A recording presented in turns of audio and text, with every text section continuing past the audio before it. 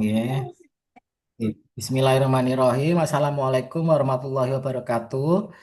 Selamat malam, ya. Salam sejahtera untuk kita semuanya. Yang terhormat kepada Bu Nidia selaku pimpinan Klinik LPC Bintaro beserta tim, ya.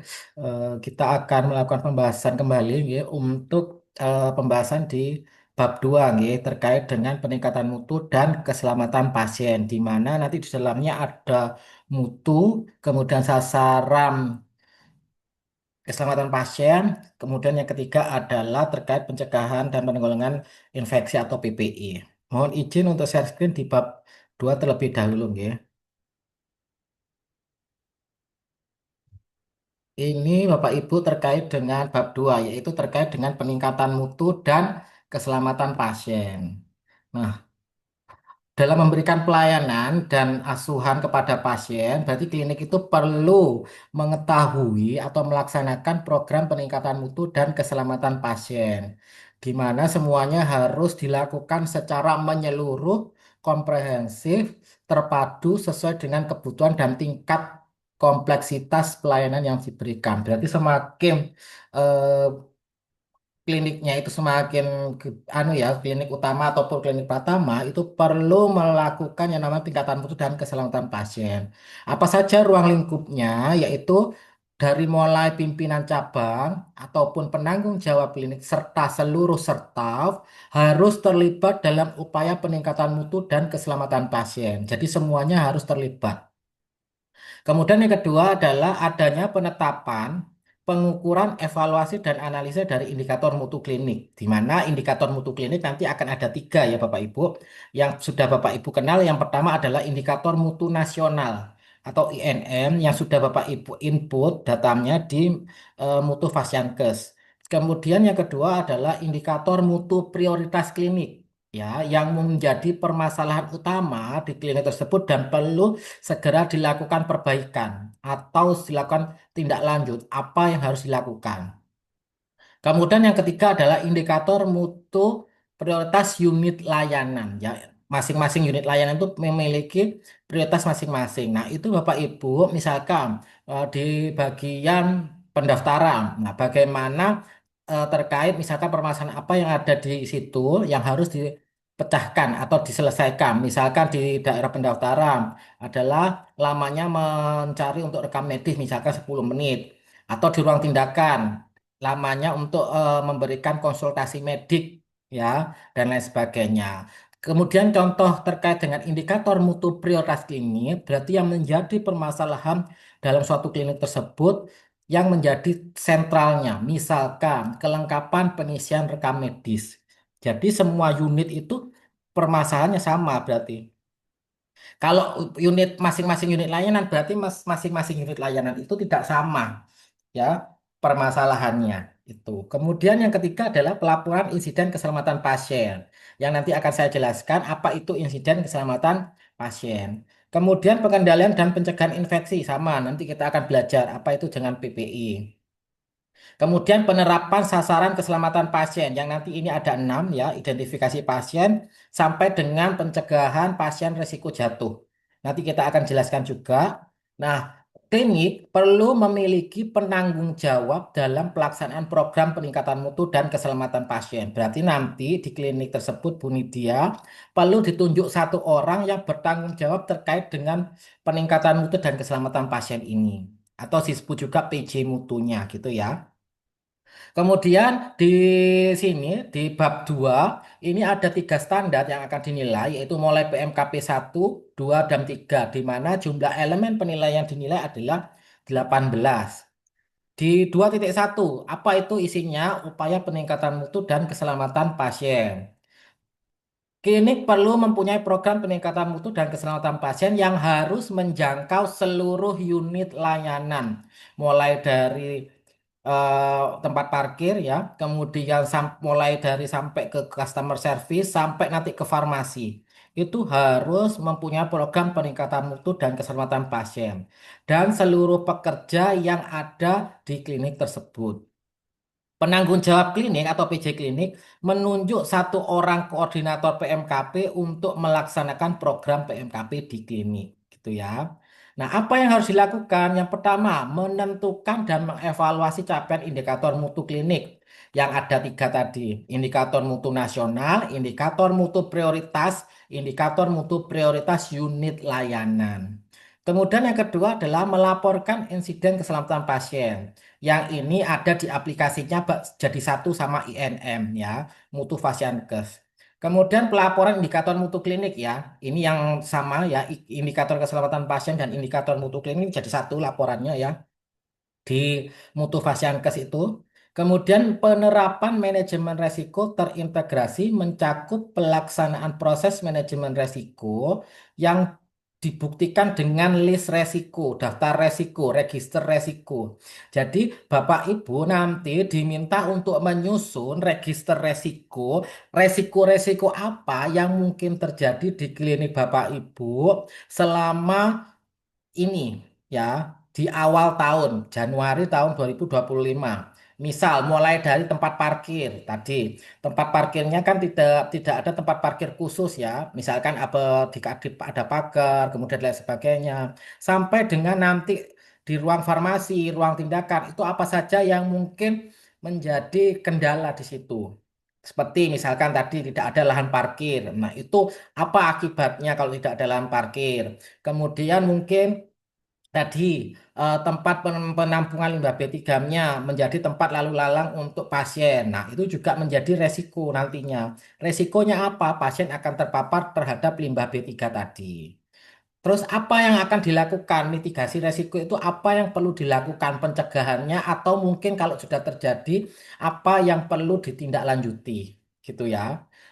Dalam hal ini, misalkan tadi tidak ada lahan parkir sempit, berarti apa? Apa yang harus dilakukan? Nah, mungkin membuat lahan parkir atau mungkin lahan parkirnya di situ apa titik kumpulnya itu digunakan sebagai tempat parkir. Nah, itu berarti bagaimana nantinya supaya nanti bila terjadi resiko bencana banjir dan sebagainya ataupun gempa bumi, titik kumpul itu bisa digunakan. Jadi nanti berarti tidak menggunakan lahan parkir di tempat titik kumpul. Penanggung jawab klinik menunjuk satu atau lebih dari staf klinik sebagai koordinator program PMKP. Ya, mulai dari nyusun, mengukur, evaluasi, sampai pelaporan indikator mutunya. Ada tiga indikator mutu klinik yang tadi sudah saya jelaskan ya, indikator mutu nasional, indikator mutu prioritas, dan indikator mutu unit layanan. Nah, yang perlu dipahami Bapak Ibu adalah indikator nasional mutu. Itu ada empat indikator yang ada di mutu Fasiankes. Yang pertama adalah indikator kepatuhan kebersihan tangan, di mana targetnya adalah lebih dari sama dengan 85%. Cara menghitungnya apa? Yang dihitung adalah peluang, ya, peluang, bukan jumlah pasien. Peluang. Apa itu peluang? Berarti pada saat Bapak Ibu melakukan misalkan satu pasien bisa jadi peluangnya dua atau lima. Kita lihat dulu. Pertama, misalkan dia itu hanya konsultasi. Ya, konsultasi. Berarti cuci tangannya dua kali. Sebelum menyentuh pasien sama sesudah menyentuh pasien. Karena dia hanya konsultasi. Sedangkan tindakan, berarti tindakan itu ada lima kali cuci tangan. Ya, dua sebelum, tiga sesudah. Berarti ada lima peluang. Berarti seperti itu. Itu yang pertama. Kemudian yang kedua adalah bagaimana cara mencuci tangannya. Ya, 6 langkah cuci tangan. Ya, itu perlu dilihat. Apakah itu sudah sesuai 6 langkah cuci tangannya. Seperti itu. Kemudian menggunakan apa cuci tangannya. Apakah menggunakan hand wash atau sabun dengan air mengalir. Atau menggunakan hand rub atau hand sanitizer. Itu.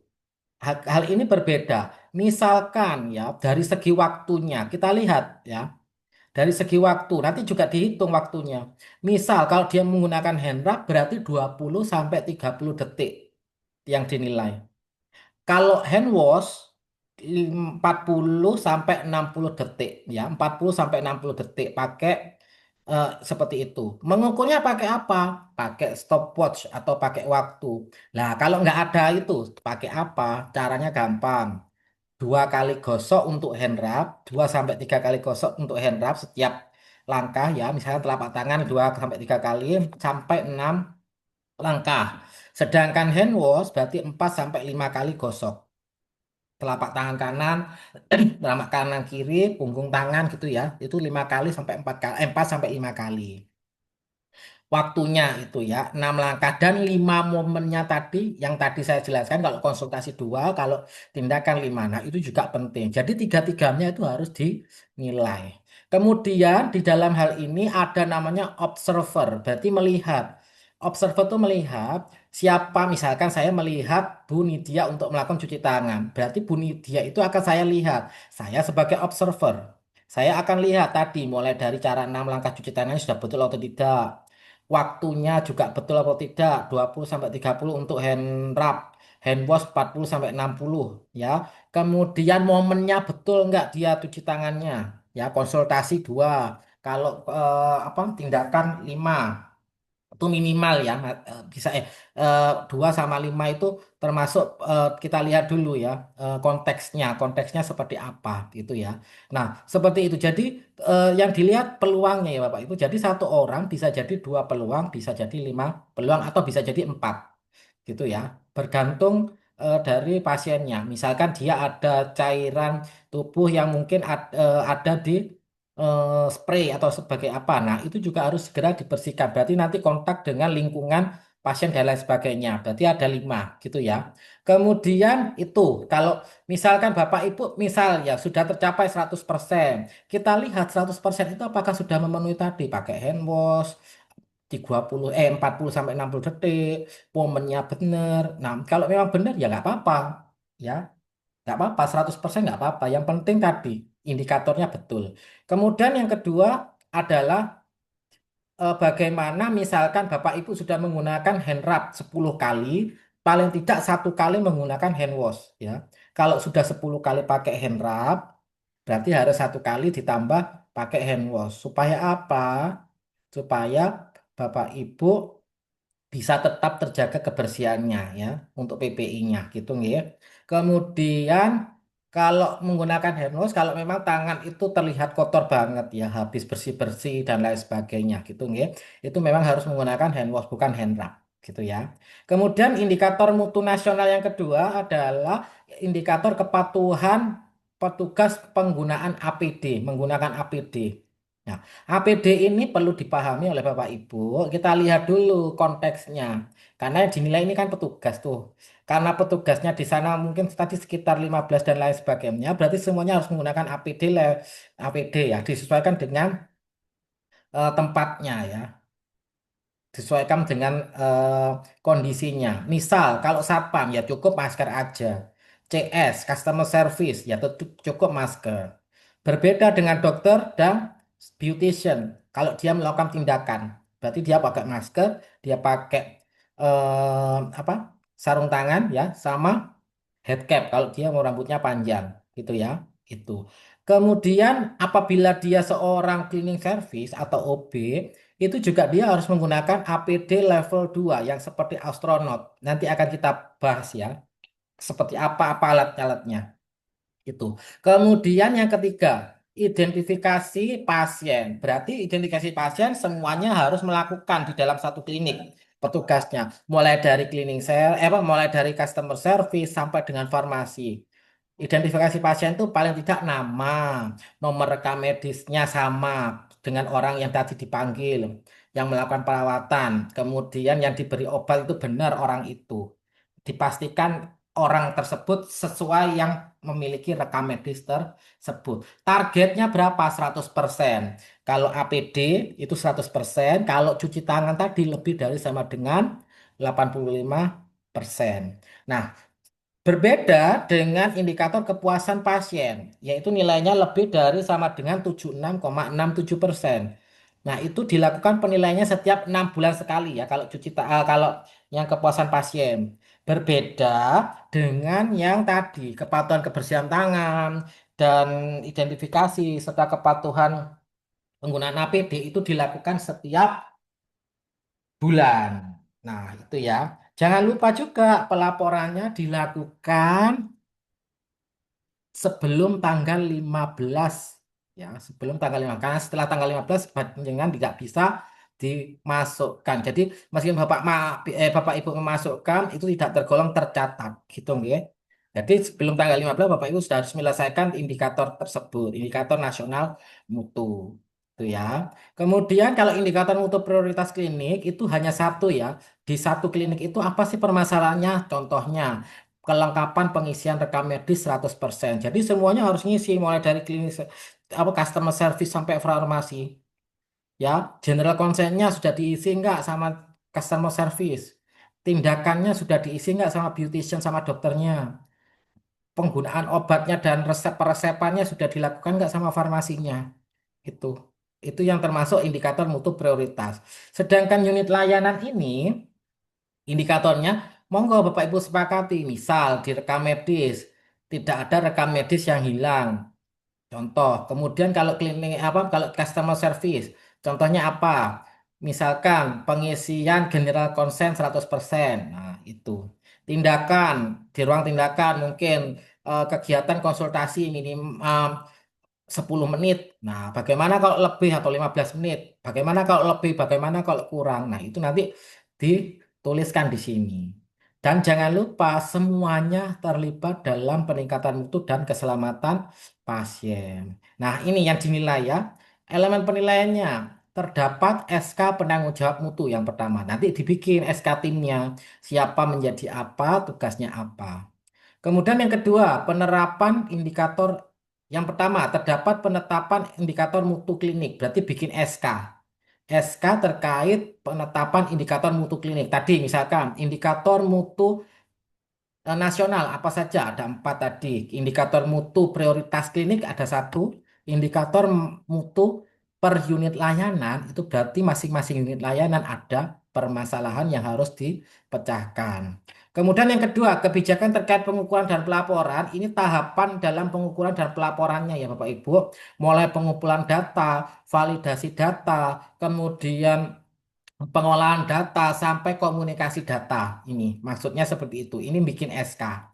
Kemudian yang nomor tiga, terdapat dokumen bukti pengukuran, evaluasi dan analisis data tindak lanjut. Ini maksudnya bagaimana Bapak Ibu tadi meyakinkan bahwasannya misal kepatuhan kebersihan tangannya itu benar-benar lebih dari 85%. Perhitungannya mana? Misalkan si A, betulkah dia sudah melakukan cuci tangan yang benar tadi, 6 langkah? 5 momen waktunya tepat, monggo nanti ada tanda centang-centangnya. Itu ya, itu maksudnya. Kemudian kalau dia sudah misalkan kepatuhan kebersihan tangan lebih dari 85%, misalnya tercapai 100%, apa yang harus ditindaklanjuti? Berarti dipertahankan dan tetap dilakukan sosialisasi cuci tangan. Itu yang nomor tiga maksudnya. Kemudian nomor empat, umpan balik kepada penanggung jawab klinik dari penanggung jawab klinik. Berarti nanti penanggung jawab klinik kan yang nomor tiga itu sambil laporan ke PJ klinik sama pemilik ya atau pimpinan cabang. Nah, pimpinan cabang nomor 4 itu akan memberikan jawaban. Iya, misalkan tadi sudah terpenuhi semua, berarti pertahankan jawabnya dari pimpinan klinik atau penanggung jawab klinik pertahankan tetap lakukan sesuai dengan yang sudah ditetapkan ya terkait dalam pengukuran dan pelaporan indikator mutu. Itu. Kemudian yang nomor 5 jangan lupa di entry di mutu Fasyankes. Kemudian yang nomor 6 nanti akan diwawancara. Bagaimana cara pengukurannya? Seperti tadi, bagaimana cara mengukur kepatuhan kebersihan tangan, penggunaan APD, dan lain sebagainya. Kemudian insiden keselamatan pasien. Nah, ini harus dilaporkan. Kalaupun tidak ada insiden keselamatan pasien, ya ditulis nihil, nggak apa-apa. Misalkan kalau ada insiden, apa insidennya? Misal ini ya, ada lantai licin di situ waktu OB-nya ngepel. Lantainya licin, lupa nggak pakai tulisan awas lantai licin. Tiba-tiba saya jalan, kepleset, jatuh, memar. Nah, itu bisa dimasukkan dalam insiden keselamatan pasien. Masukkan di investigasi. Kenapa kok Pak Agung itu jatuh tadi sampai memar? Oh, ternyata karena lantainya basah. Karena lantai basah, Pak Agung jadi jatuh memar. Nah, berarti seperti itu nanti.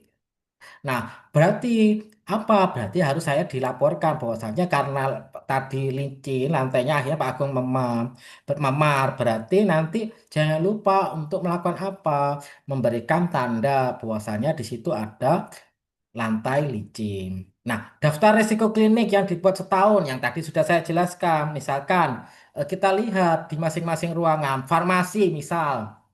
Kita lihat di farmasi, oh ternyata selama ini saya itu menata obatnya itu asal-asalan, nggak dicampur. Maksudnya nggak ada label misalkan high alert, itu nggak ada. Terus peletakannya jadi satu, LASA itu jadi satu, emergency jadi satu. Akhirnya saya bingung waktu itu melakukan misalkan seperti itu.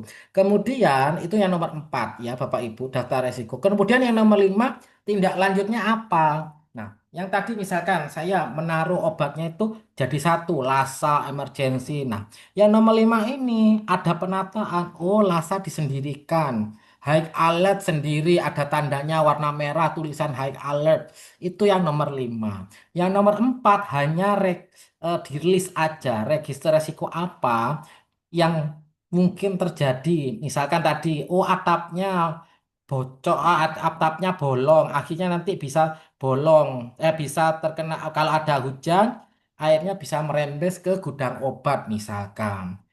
Terus apa yang harus dilakukan yang nomor 5? Oh, berarti harus ada perbaikan atap, ya, misalkan seperti itu.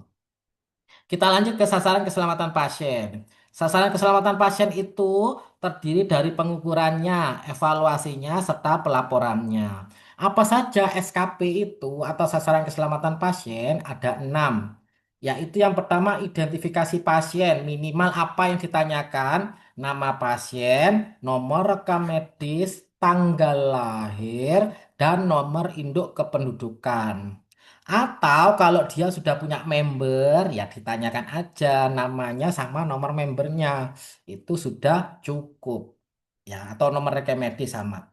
Kemudian di mana harus dilakukan ini identifikasi pasien? Semuanya, mulai dari customer service, tindakan, obat atau farmasi itu sama. Tanyakan. Ya siapa tahu Pak Agungnya ada 2 waktu itu nanti waktu pelayanan di sana. Siapa tahu Pak Agungnya satunya minta obat jerawat, satunya minta cuman krim. Ayo kan nggak sama. Jadi nanti perlu diidentifikasi.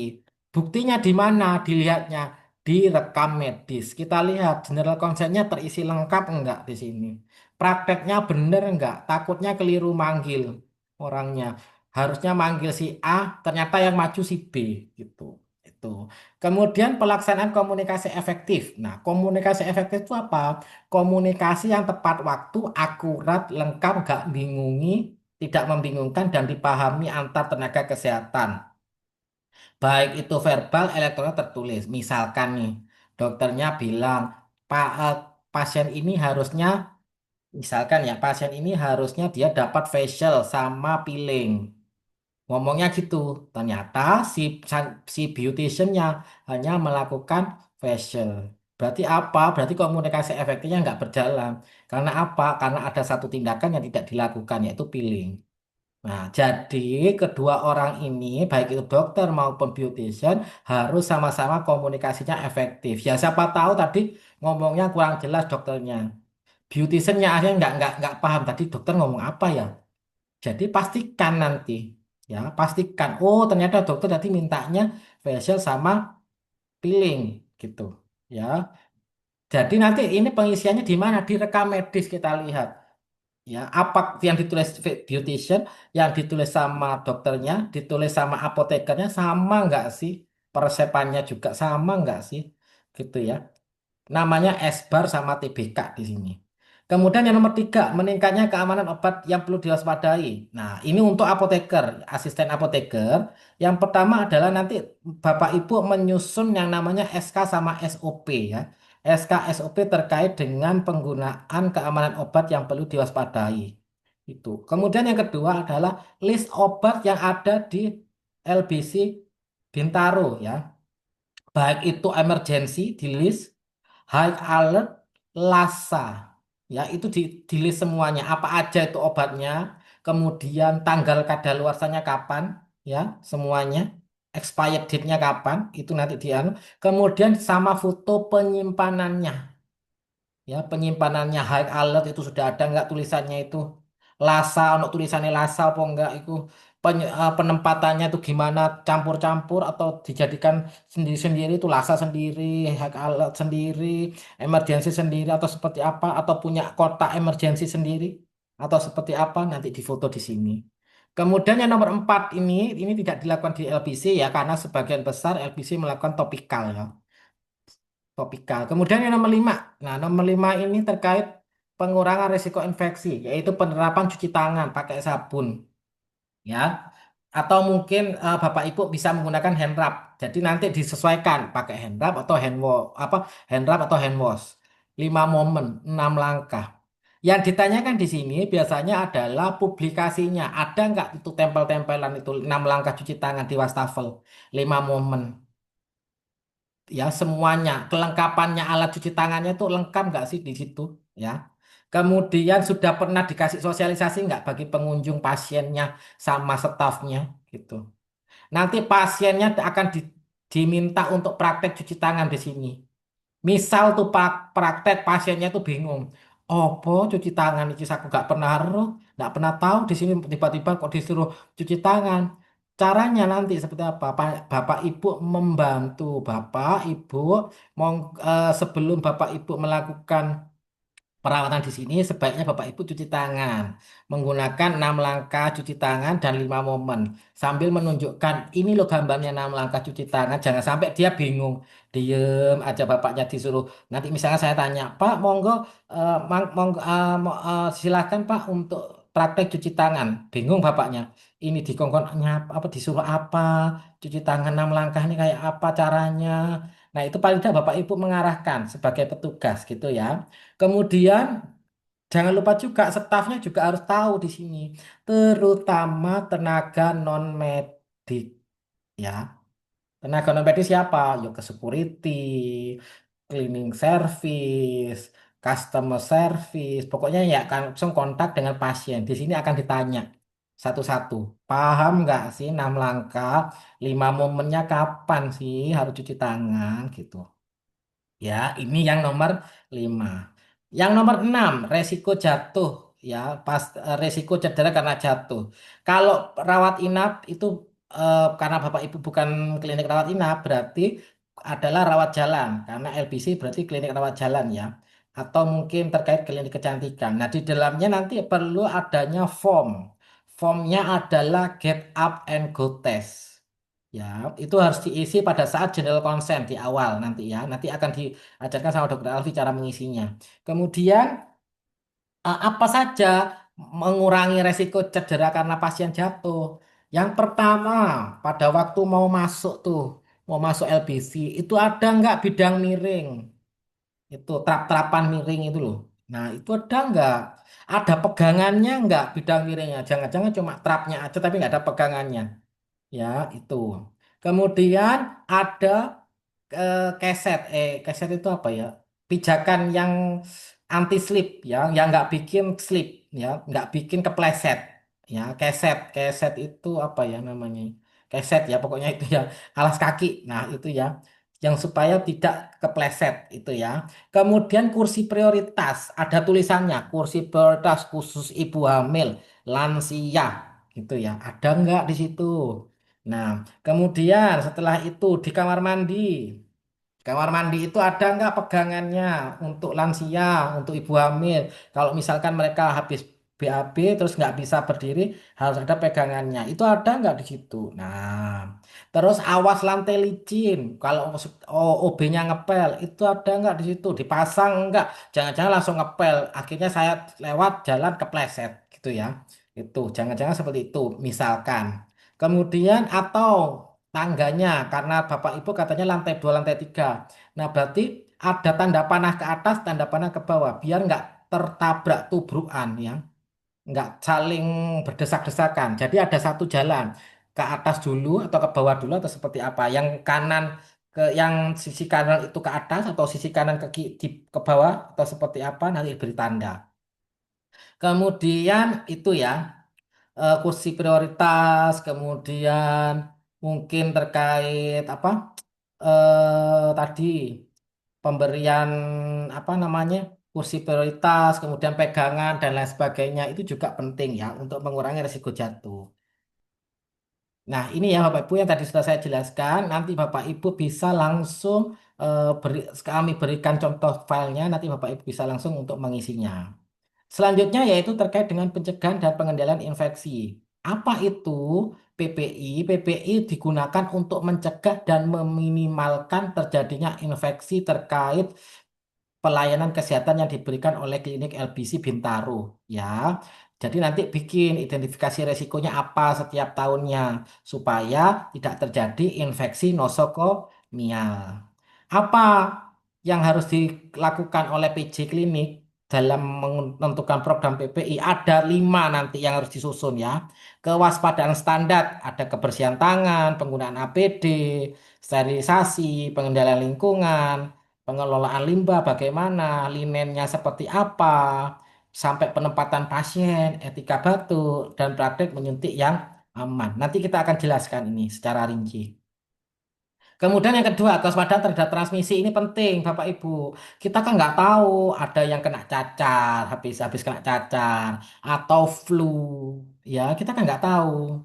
Atau mungkin dia punya penyakit-penyakit yang mungkin menular. Makanya perlu kewaspadaan ini. Kontak, droplet, udara. Kemudian Bangles, siapa tahu habiskan menginfus ya, infus vitamin C dan lain sebagainya terjadi plebitis. Nah, kemudian surveillance, dilakukan pengamatan. Siapa tahu eh, dengan tidak adanya penanganan limbah di sana, mungkin terjadi ada banyak tikus atau roden, serangga, kecoa dan lain sebagainya. Itu perlu diawasi di situ. Apakah tempatnya masih bersih, kemudian sampahnya tidak tergenang, atau mungkin setiap bulan sudah setiap hari sudah diangkut sampah domestiknya. Jangan sampai nanti ada lalat banyak di situ, akhirnya masuk ke dalam klinik ya. Kemudian yang kelima ada pendidikan dan pelatihan. Apakah sudah semua mendapatkan pelatihan PPI dasar atau PJPPI-nya sudah melakukan pelatihan PPI dasar atau PPI apa PJPPI-nya sudah mensosialisasikan kepada staf yang lain gitu. Kemudian penggunaan antimikroba yang bijak. Apakah sudah dilakukan yang namanya lima benar oleh apotekernya ya, lima benar ya, lima benar. Itu sudah apakah sudah dilakukan itu ya? Apakah sudah dilakukan semuanya di sini penataannya mana yang lasa, mana yang obat emergensi, apakah itu sudah dilakukan di klinik? Nah, itu semuanya nanti harus dilakukan. Nah, yang terpenting adalah petugas yang melakukan monitoring implementasi PPI harus punya sertifikat PPI dasar. Jadi nanti kalau menentukan PJ PPI harus punya sertifikat pelatihan PPI dasar. Itu. Ini ya Bapak Ibu yang nanti akan diminta ya. Kalau yang nomor satu ini nanti bikin kebijakan ya, bikin SK sama SOP-nya. SOP terkait program PP ini yang ada ini ya. Mulai dari kewaspadaan standar nanti dibikin SOP-nya, mulai kebersihan tangan sampai ke penggunaan antimikroba yang bijak nanti sudah ada. Nanti tinggal Bapak Ibu sesuaikan ya. Kemudian program PPI-nya yang di klinik contohnya seperti apa ya nomor dua. Misalkan nih contohnya kewaspadaan standar kebersihan tangan, ya ada fotonya terkait kebersihan tangan. Penggunaan APD berarti ada fotonya penggunaan APD-nya seperti apa. Sampai seterusnya. Kemudian yang nomor tiga, bikin SK penetapan penanggung jawab PPI. Bikin SK tugasnya apa aja, wewenangnya apa aja. Kemudian jangan lupa ada waktu untuk PJPPI itu sosialisasi ke rekan-rekannya untuk terkait kegiatan PPI-nya. Kemudian jangan lupa juga sertifikatnya PJPPI harus dilampirkan di sini. Kemudian nomor 4. Nah, nomor 4 ini berbeda dengan yang tadi ya, 2.2 ya. Berbedanya yang mana? Yang bukti nanti ya. Bukti pelaksanaan sosialisasinya ini sama. Satu, dua, tiga ini sama, sama empat. Yang berbeda adalah yang di empat ini nanti yang akan dilakukan penilaian adalah pada dia tenaga medisnya. Berarti dokter sama beautician atau farmasi. Ya, karena apa? Karena sudah sering berkontak langsung dengan pasien. Dalam hal ini tindakan. Beda sama yang tadi. ya. Beda sama yang tadi. Yang tadi itu ke pasien atau pengunjung, ke orang-orang yang atau staf yang jarang sekali berkontak sama pasien. Jarang ya. Jarang itu kan karena paling kalau security kan cuma mendata habis itu sudah masuk, nggak sampai melakukan tindakan konsultasi gitu. Kemudian nomor 5, bukti pelaksanaan PPI jangan lupa dilakukan pelaporan ya kepada penanggung jawab dan pemilik klinik. Itu. Monggo, ada pertanyaan dulu Bu, dokter dan tim sebelum saya lanjutkan ke yang lainnya. Monggo. Pak Agung, saya mau tanya Pak, Iya, monggo Bu dia. untuk observer atau pengamat itu dilakukan hanya untuk nakes atau bisa semuanya ya Pak, yang melakukan pengamatan itu? Pengamatan, observer. Iya, sebagai Yang jadi observer. observernya maksudnya. Iya, Yang jadi observernya paling tidak ditentukan oleh klinik. 2 orang bisa. Cuman 2 orang. Syaratnya observer adalah satu, memahami penilaiannya. Ya Bu, penilaiannya. Yang diminta oleh observer yang pertama tadi 6 langkah cuci tangannya betul. Ya, yang kedua adalah terkait momennya. Kalau konsultasi berarti cuma 2, sebelum sama sesudah. Ya, sebelum kontak sama pasien, sama sesudah kontak sama pasien. Kalau tindakan berarti 5, 2 sebelum, 3 sesudah. Itu ya, itu Bu. Kemudian waktunya. Jadi observer itu harus tahu semua Bu. Maksudnya itu seperti apa? Termasuk kepatuhan penggunaan APD. Itu observernya satu atau 2 orang. Itu ya. berarti untuk observer itu tidak harus dari nakes ya Pak? Iya, yang penting paham. Penting Baik. paham. Paham tadi misalkan, oh satpam itu cuman pakai masker, nggak pakai sarung tangan, ya, gitu. Jangan sampai nanti pas observan bilang, "Loh, kok nggak pakai sarung tangan, Pak," gitu. Ya, padahal dia nggak pernah kontak sama pasien. Kontak tapi kan sebentar, toh, berarti pakai masker aja cukup, gitu ya. Baik, Pak. Nah, seperti itu. Dan jangan lupa 1 hari cuman 3 orang yang dilihat ya. Sehari cuma 3 orang yang dilihat. Nanti dijeda 2 sampai 3 hari baru dilihat lagi, ya. Jadi observer itu, ya Bu, observer itu berarti eh, panjenengan cuman melihat sekilas-kilas aja. Oh ya sudah dilakukan, oh ya sudah dilakukan gitu, ya, gitu aja. Mm-mm. Terus di dalam observer itu ada validatornya ya Bu. Validator itu cuman melihat 20 kali peluang aja. Ya, kalau observer kan nggak semuanya dilihat ya Bu satu-satu. Paling tidak ya, oh mungkin sekarang ada di ruang tindakan. Oh sekarang di ruang ini. Oh sekarang di ruang ini gitu ya. Itu observernya. Baik, Pak. Hmm. Mungkin kalau untuk di aplikasi INM-nya, Mm-mm. kami belum mengerjakan atau melakukan penginputan ya, Pak. Mohon Mm-mm. untuk nanti dibimbing ya, Pak, karena Oke, saya juga masih bingung. iya nggak apa-apa. Berarti kalau APD nanti dihitung semua ya Bu. Karyawannya masuk semua ya. Iya, Heeh. Kan ada berapa itu?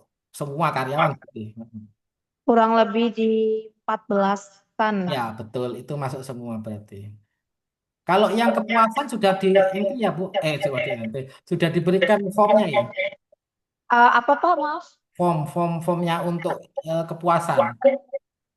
Oh, kalau formnya belum ada, Pak. Anu nyicil nyicil sudah dicicil misalkan nih kepuasannya bagaimana terkait pelayanannya, kecepatannya gitu sudah pernah ditanyakan pada saat misalkan saya datang ke LBC Bintaro sekarang nih. Kemudian saya pulang, saya dikasih WA sama Bapak Ibu suruh mengisi itu bagaimana kepuasan terhadap pasien, terhadap pelayanan yang dilakukan di LBC Bintaro. Pernah Kak gitu? Ngirim WA atau apa gitu Kak? Pernah? Atau langsung pakai form di sana suruh ngisi itu orangnya pernah. Kalau untuk saat ini sih lewat scan barcode ke pusat ya, Pak. Nah itu isinya apa Bu? Itu tentang kepuasan pasien, Pak. Nah ya itu dimasukkan. Baik, baik, baik. Itu yang dimasukkan di indikator kepuasan pelanggan Bu. Tapi itu 6 bulan. Tapi pajak kan setiap bulan kan harus di entry, Bu. Jangan nunggu 6 bulan ya. Dicicil maksudnya. Ya, setiap bulan Baik. di entry. Jangan sampai nunggu misalkan karena masih Desember. Jadi alah nanti aja sudah entry-nya Desember gitu. Jangan. Di entry-nya ya setiap bulan. Tapi nanti perhitungannya nanti kalau itu di akhir 6 bulan sekali kalau kepuasan. Tapi kalau yang lainnya kan langsung muncul ya setiap bulannya itu. Tuh. Nanti kita pandu ya Bu untuk pengisian mutu ya. Ya, baik, Pak. Sama IKP. IKP-nya sudah pernah tahu aplikasinya. Belum, belum Nah, sama sekali kalau IKP IKP. itu ada Kalau di mutu Fasiankesnya Bu, di dalamnya. oh, baik, baik. Kalau Tinggal NM udah pernah saya buka, Pak. Cuman hmm. untuk pengaplikasiannya saya belum paham. Oh ngekliknya itu ya. Iya, untuk Iya, input-input datanya. iya oke nanti kita bantu ya. Ya, baik, Pak. Oke. Sambil tak kasih formnya untuk checklistnya itu ya, checklist indikator mutunya ya. Oh iya, iya. Baik, Hmm, Pak. itu. Monggo tanya dulu sebelum lanjut ke yang PPI. Bapak Ibunya. PPI kan nanti ada beberapa yang harus dipahami ya, CS dan lain sebagainya. Monggo. Apa yang harus dilakukan nih gitu. Bab 2. Apa nih? CS mungkin, customer service. Sudah pernah nganu general consent? Ngisi general consent? Apa, Pak? Mengisi general consent sudah pernah, Bu? Belum pernah, Pak. Belum pernah. Nanti minta tolong ke Dokter Alfi ya, Bu. Karena dia ada di bab 3 itu. Oh Heeh. iya, oh, itu berhubungan dengan customer service, Pak. Iya kan, nganu, apa yang awal, general consent. Baik, Pak. Dengan Dokter Alfi ya. Iya, bab 3 ya nanti ya. Nanti Oke. saya tinggal minta rekam medisnya aja. Heeh. Jadi nanti rekam medis mulai dari SIM raisannya jangan lupa ya diisi juga RME itu. Baik, Pak. Mm. Monggo ada tanya lagi. Nah ini saya tanya nih sekarang. Kalau kalau misal nih saya pasien tuh daftar di LPC, apa yang pertama kali ditanya oleh customer service aku? Aku nih tiba-tiba ke LPC Bintaro. Apa yang mau ditanyakan waktu aku pertama kali ke sana di CS? Saya kan ke CS tuh awal Bu ya Bu Media. Itu apa sih yang ditanyakan ke saya pertama? Saya kan baru awal tuh di situ. Apa yang ditanyakan? Tim CS-nya mana? Ada Bu, satu CS. Apa yang ditanyakan ke saya? Saya Iya, nggak. Pak. Gimana? Apa Bu? Coba. Saya misalkan orang Kalau baru tuh. Heeh. selama ini, kalau misalnya kalau ada pasien datang, Mm-mm. kami tanyakan dulu, Kak. Misalnya selamat siang, Kak. Ada yang bisa Heeh. dibantu? Heeh. Terus Terus? kalau nanti kalau misalnya pasiennya bilang, oh saya mau konsultasi dengan dokter, terus pertanya sudah ada KPM atau belum, Kak? Heeh. Terus? Kalau misalnya ada kartu membernya, dicari, terus eh, masukin ke ini ya, ke ruang dokter untuk konsultasi. Heeh. Kalau saya baru ke pertama kali ke sana. Kalau misalnya pasien baru, mengisi data dulu, Kak, data rekam medis baru. Ah, yang ditanya apa biasanya? Nah, nama, Ah, alamat, tempat tanggal lahir, ah, nama telepon dan pekerjaan, sama oke, nomor KTP. oke, itu ya nanti ya yang ditanya ya berarti ya. Betul, Pak. Betul ya, nanti dijelaskan itu ya berarti ya. Heeh. Terus habis itu kalau sudah saya ngisi wes, terus ngapain? Menunggu konsultasi dengan dokter, Pak. Oh gitu. Terus habis itu dari tindakan. Terus dari tindakan diapain? Misalnya aku Ya. ditaruh ke tindakan tuh. Nah, itu apa yang yang ditanyain di Menunggu untuk aku di ruang tindakan? registrasi. Kalau untuk setelah konsul dengan dokter, Heeh. biasanya kami melakukan penginputan, terus Heeh. menunggu untuk registrasi. Oke, terus habis itu? Setelah registrasi, Heeh. menunggu beautician untuk memanggil ruang Oke. tindakan. Heeh. Nah, yang ingin saya tanyakan misal, tahu dari mana beauticiannya itu kalau aku yang harus masuk di situ? Karena ada nota tindakan ya, Pak. Hah? enggak maksudnya tahu maksudnya saya itu loh. Maksudnya ya benar misalkan oh Bapak misalkan Pak Agung gitu ke ruang tindakan. Nah, beautician itu tahu dari mana itu aku namanya aku gitu loh. Oh, dipanggil sama beautician ya Pak dari data rekam medisnya, nota tindakan. Yang dipanggil apa? Yang disebut sama rekam Nama pasien. oh, nama pasien terus? Nama pasiennya aja sih Pak. Nama pasiennya sama, misalkan. Nama pasien yang ingin perawatan atau tindakan. Iya, iya, Wong, misalkan namanya sama, misalkan opo cuman nyeluk Pak Agung, opo ya opo biasanya. Gimana biasanya? Maksudnya gimana ya Pak? Gini misalkan, misal ini ya, manggilnya itu Bapak Ibu ini manggilnya nama lengkap atau namanya Pak Agung, gitu. Apa ya apa? Nama Bapak. Atas nama Bapak Agung misalkan. Nah, itu nama nama maksudnya opo cuman ngarep itu opo di foto lengkap. Sesuai dengan nama lengkap yang ada di rekam medis, Pak. Oh ya sudah. Eh, siapa tahu kan keliru nanti.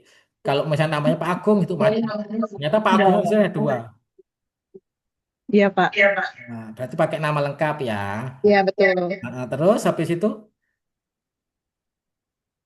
itu di ruang tindakan siapa ini? Tindakan dengan beautician ya, Pak.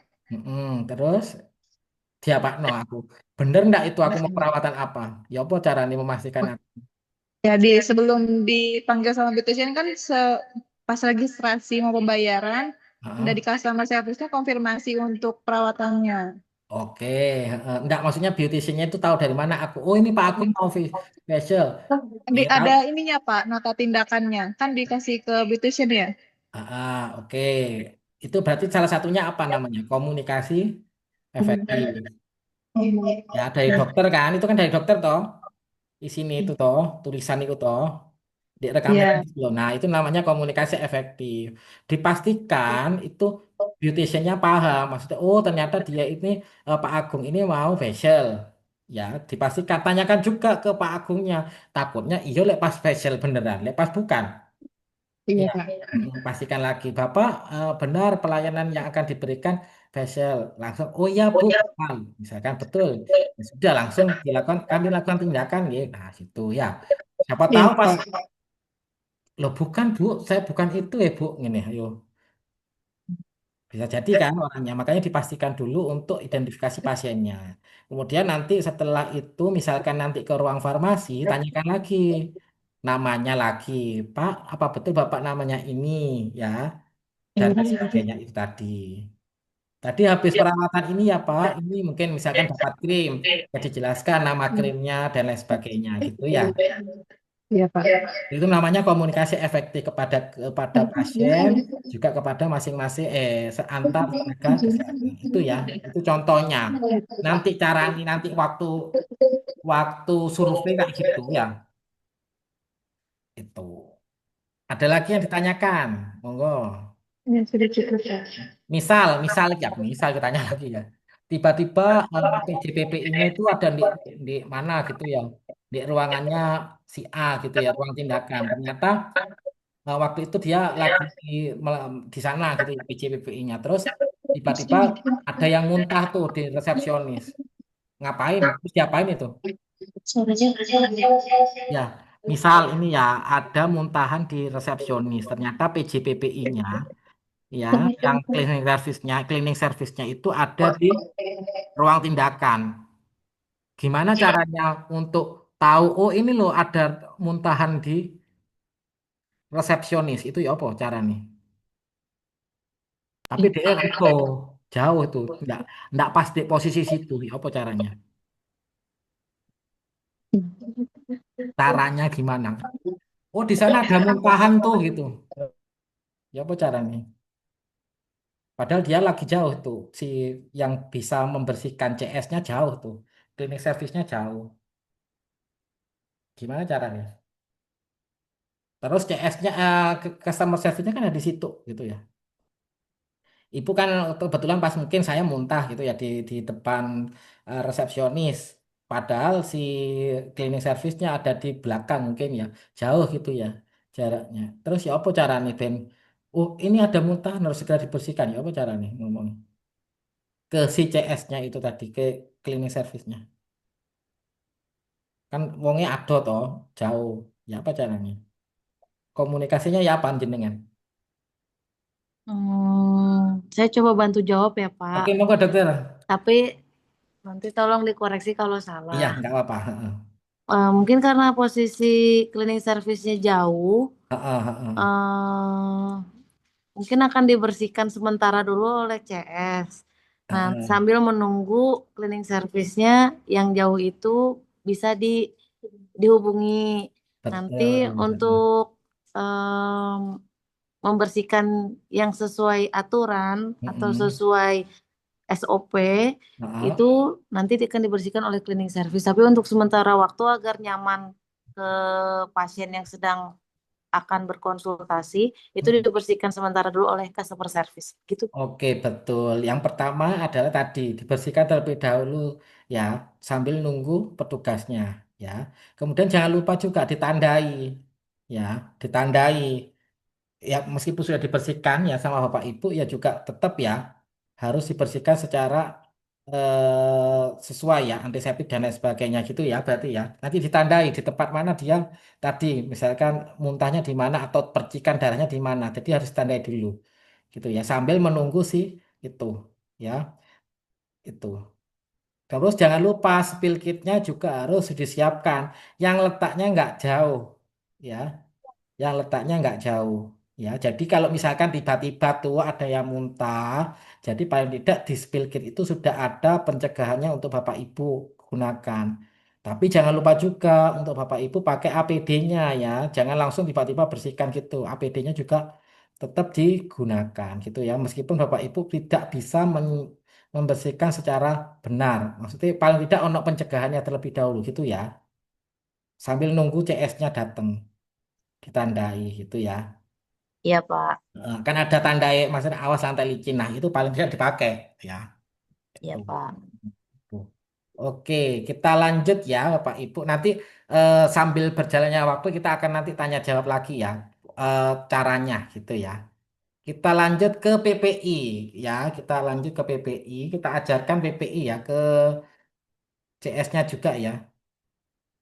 CS-nya sudah ikut ya, Bu? Ikut, Pak. Ikut Pak Oke, CS-nya. oke sih. Bentar, nggak kelihatan. Oke, bentar ya. Oh ini. Nah, jadi ini PPI ya, pencegahan dan pengendalian infeksi. Ya, fungsinya apa? Untuk mencegah terjadinya infeksi nosokomial. Ya, jadi supaya apa? Supaya sama-sama aman. Jadi Bapak Ibu aman sebagai petugas kesehatan, saya juga aman. Jadi saya yang sehat mau ke LBC, mau perawatan, jangan sampai saya pulang flu, batuk, pilek gitu ya. Tapi paling tidak kalau saya sehat ya pulang harus juga sehat gitu ya. Jangan sampai habis pulang saya flu pilek dan lain sebagainya gitu ya. Makanya perlu di sini PPI gitu ya. Apa yang harus dilakukan? Yang tadi 10 item kewaspadaan standar. Ini bikin SOP. Nanti ada contohnya. Kemudian kewaspadaan transmisi itu juga penting. Ada 3 yang disusun. Dan semuanya harus berkolaborasi. Nah, ini ya kewaspadaan standarnya ya ada 10, mulai kebersihan tangan dan lain sebagainya nanti akan kita bahas. Nah, kenapa harus ada kewaspadaan transmisi? Kita kan nggak tahu ada yang pernah penyakit cacar, nggak pernah kita nggak akan pernah tahu kalau dia terinfeksi ini ya B29 nih ya, B24 ya, HIV, kemudian TBC atau influenza, pneumonia, kita nggak tahu kan? Pasiennya itu kan. Nah, ini makanya kita harus menggunakan APD tadi, masker, kemudian pakai sarung tangan. Jadi ya tetap harus waspada, baik itu petugas maupun pengunjungnya atau pasiennya, kliennya. Kebersihan tangan tadi yang sudah saya jelaskan 6 langkah ya. 6 langkahnya harus benar. Ya, nanti dibikin videonya ya 6 langkah cuci tangan 5 momen. Pakai sabun atau pakai hand rub. Nah, ini ya. 2 sebelum, 3 sesudah. Sebelum bersentuhan ya, sebelum melakukan tindakan. Ini kalau kalau konsultasi berarti sebelum bersentuhan dengan pasien sama sesudah bersentuhan dengan pasien. Kalau konsul, tapi kalau tindakan ya 2 sebelum sama 3 sesudah ini semuanya harus dilakukan. Kalau tindakan ya. Hand wash tadi sudah saya jelaskan 40 sampai 60 detik. Hand rub 20 sampai 30 detik. Ya, itu nanti dipraktekkan caranya. Nah, ini ditawang-cawang. Ya, misal dia ada di BP ya, BP itu mungkin ruang tindakan. Nah, di ruang tindakan itu mungkin si A. Si A itu ditulis apakah sudah melakukan, mungkin dia cuman konsultasi. Berarti sebelum menyentuh sama sesudah menyentuh. Itu kalau dia cuman konsultasi. Tapi kalau dia cuman melakukan sebelum menyentuh pasien aja, terus lupa nggak menyentuh pasien, sesudah menyentuh pasien ya distrip aja, jangan dicentang gitu ya. Berarti kalau di strip itu tidak ada momen wajib cuci tangan atau disilang ya. Ini momen cuci tangannya harusnya wajib tapi dia tidak lakukan gitu ya. Kalau strip ini berarti dia nggak penting, nggak dibutuhkan ya. Itu. Ini nanti Bapak Ibu ditulis nanti ya. Nah, ini untuk penggunaan APD yang perlu disiapkan ya untuk CS-nya ya Bu. Bu ini dia. Ada masker, ada handscoon ya, sama yang handscoonnya yang steril, sama yang itu Bu, yang karet, latek itu ya. Jadi ada dua sarung tangan, pelindung kepala atau head cap, gown ya, kacamata atau Google, jangan lupa, face shield, kemudian sepatu boot. Ini khusus untuk yang pengangkutan limbah B3 untuk cleaning service. Nanti dipakai semua ya. Masker, handscoon, pelindung kepala atau ketutup kepala, head cap itu ya, gown, kacamata Google, face shield, sama sepatu boot. Ini dipakai pada waktu ngambil limbah B3. Ya, kalau sampah domestik ya nggak usah dipakai semua, pakai masker sama handscoon aja, nggak usah dipakai semua, ya itu.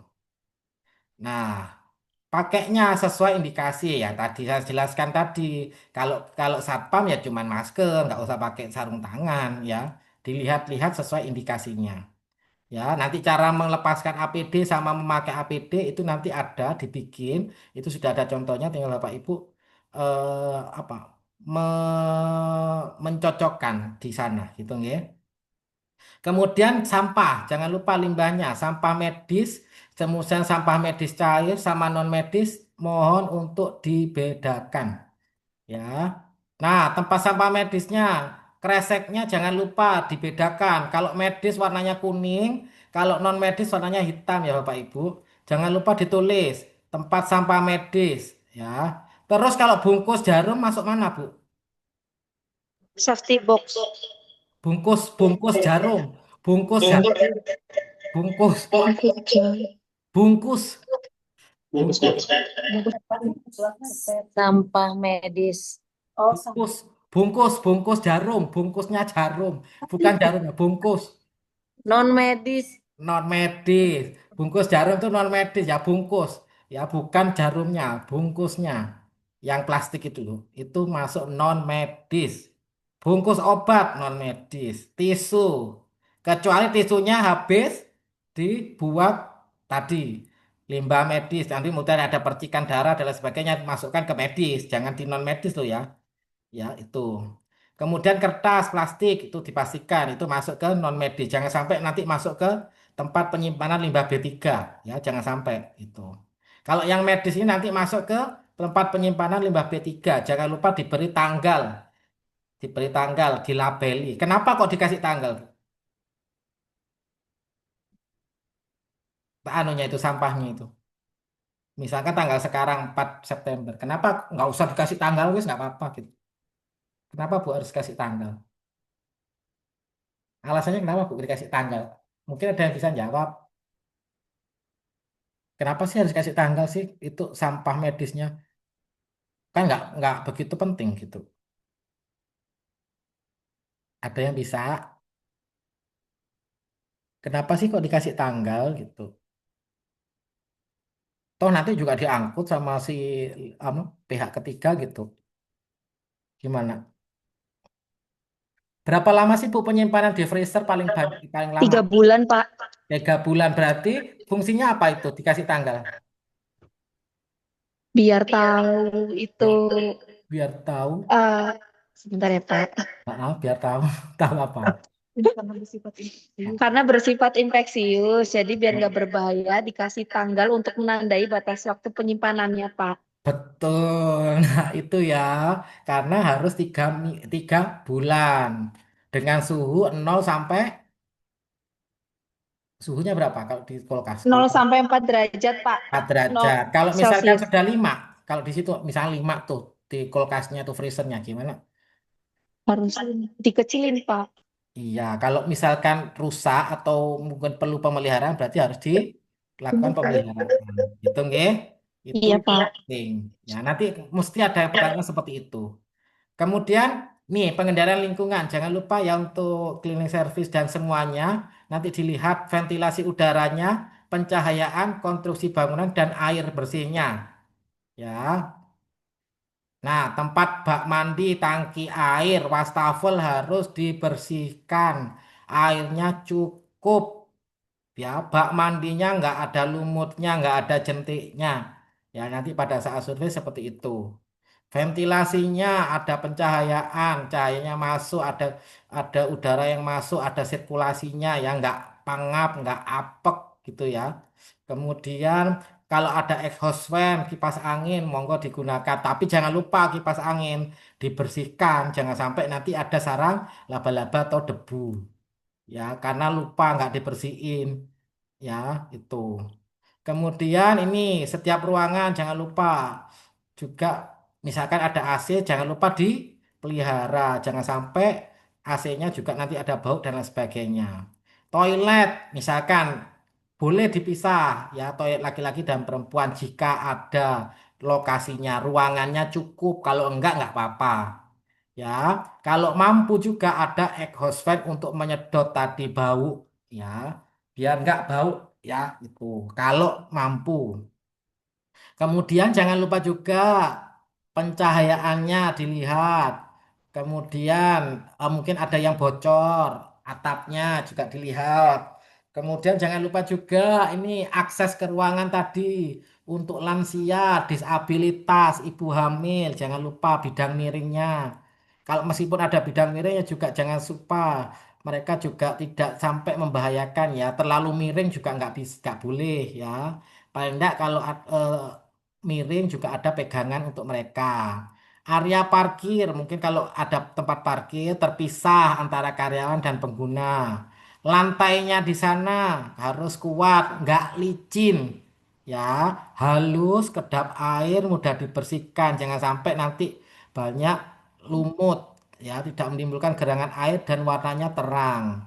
Dindingnya juga nanti dibersihkan, gitu, Bapak Ibu, tidak berjamur dan lain sebagainya. Langit-langitnya, siapa tahu langit-langitnya tiba-tiba ada sarang laba-laba. Ya, itu jangan lupa dibersihkan. Kemudian pencahayaannya, misal nanti dilihat kalau nggak pakai lampu itu terang nggak sih, remang-remang nggak sih, gitu. Dilihat di situ. Nggak usah pakai alat, kan kita kelihatan kan kalau nggak pakai lampu itu eh, tempatnya terang atau enggak sih, gitu. Terus jangan menempatkan barang steril dengan barang kotor, dicampur ya.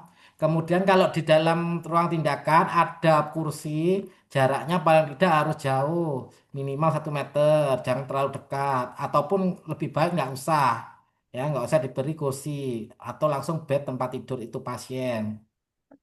Kemudian area bersih dan kotor harus terpisah, nggak boleh jadi satu ya untuk linen. Kemudian nggak boleh pakai karpet, ya, bunga hidup atau plastik atau akuarium di tempat pelayanan. Tempat pelayanan itu maksudnya ruang tindakan, ya, ruang tindakan. Kemudian tirai gorden menggunakan bahan yang kuat. Kalau pakai gorden ya tidak tembus air. Tidak boleh ada hewan peliharaan, kucing, anjing semuanya. Ya, itu nggak boleh di area pelayanan. Ya, itu nggak boleh ada hewan. Kemudian ini pembersihannya jangan lupa ya, dibersihkan ruangannya. Kalau misalkan ruang tindakan harus didisinfektan. Ya, pakai apa? Sarung tangan, karet tebal, gaun pelindung, celemek karet sama sepatu boot. Berarti APD level 2 lagi dipakai ya. Kemudian jangan lupa menggunakan dua ember yang memiliki alat pel tanpa bersentuhan langsung. Maksudnya pakai gagang itu loh, pakai gagang, jangan langsung alat pel langsung pakai tangan itu ya. Itu. Dan jangan lupa selalu dicuci itu agar tetap kondisinya bersih.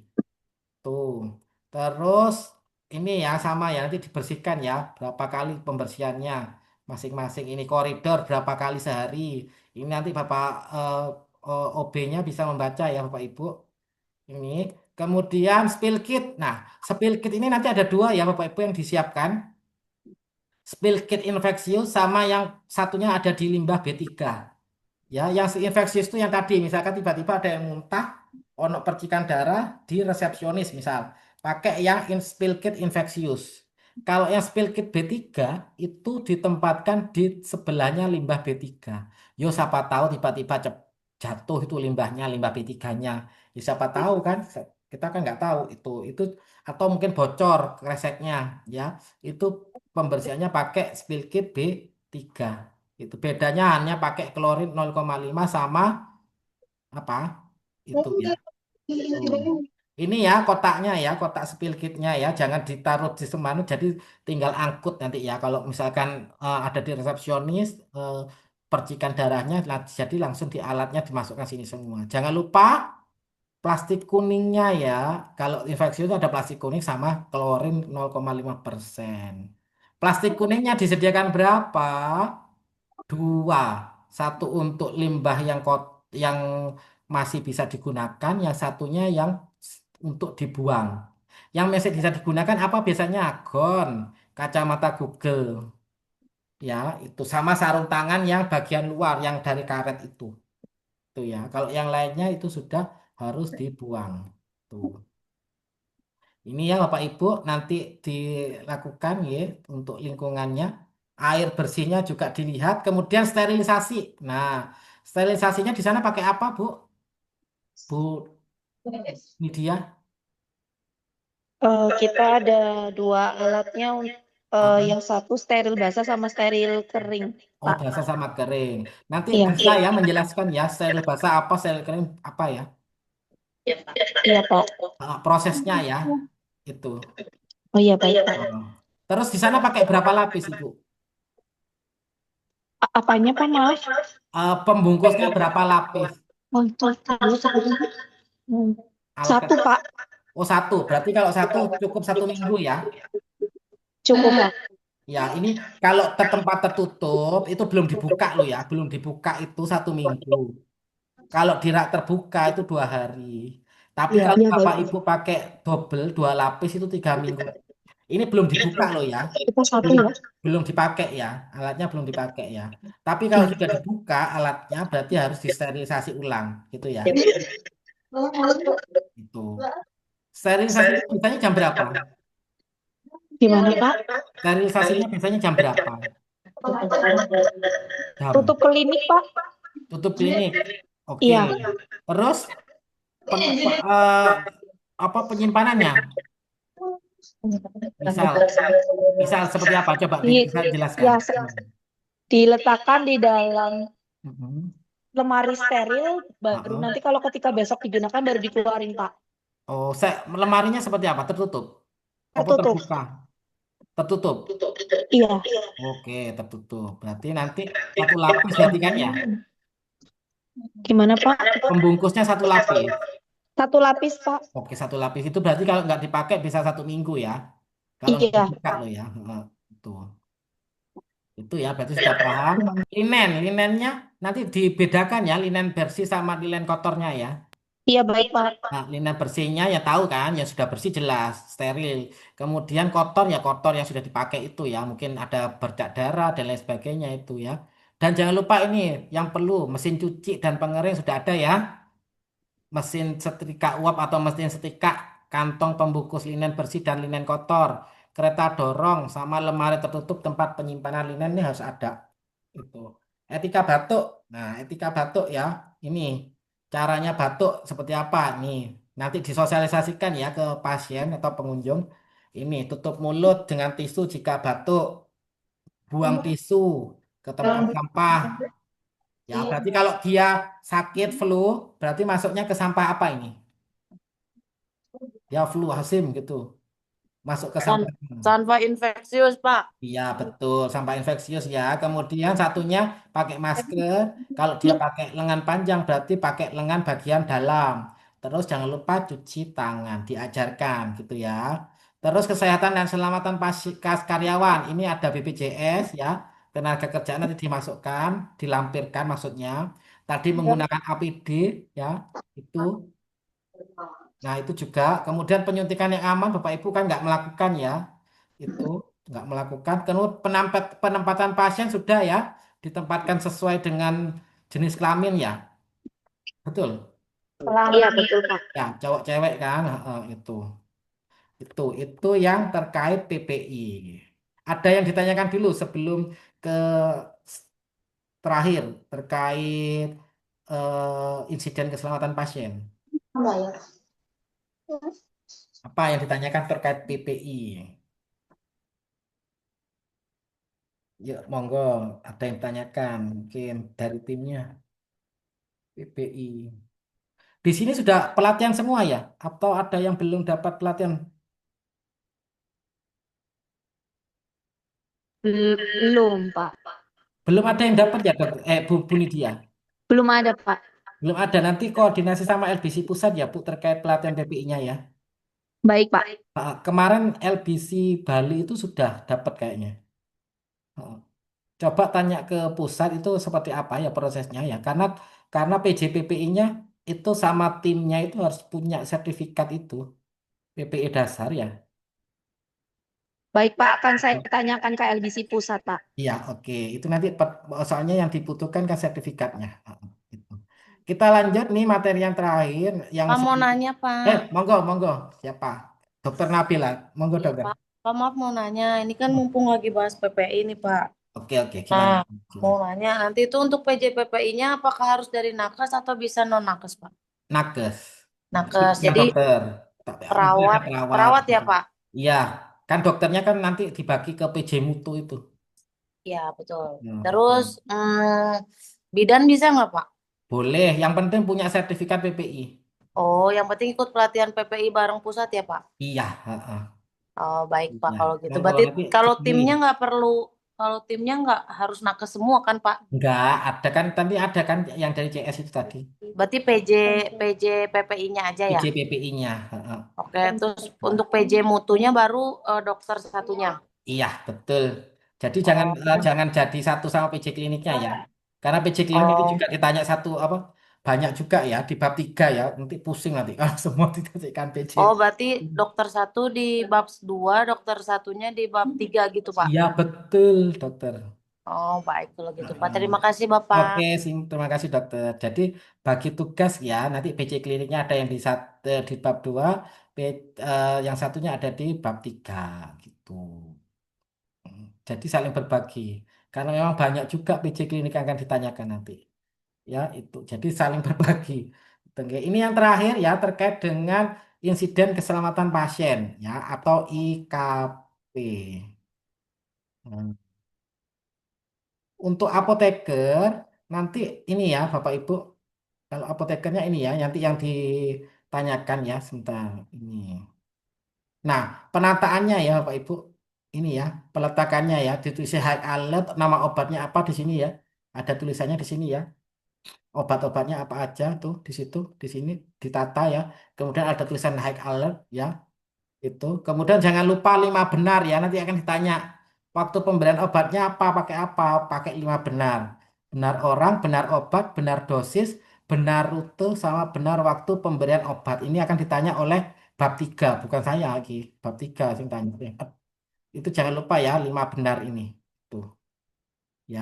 Nanti listnya obatnya, obat emergensi, obat lasa, kemudian obat apa itu ya lupa saya obat emergensi obat lasa itu nanti di anu ya sama obat yang kadaluarsa gitu ya nanti dicek ya di list gitu ya termasuk lasa dan look like sound like itu yang mana aja penataannya seperti apa dan tanggal kadaluarsanya itu berapa tanggal berapa kemudian bagaimana jika ada obat kadaluarsa itu diapain gitu. Nanti paling tidak Bapak Ibu memahami itu nanti ada di bab 3 tapi bab 2 cuman buktinya aja nanti yang diminta gitu ya nanti kerjasama sama bab 3 itu ya.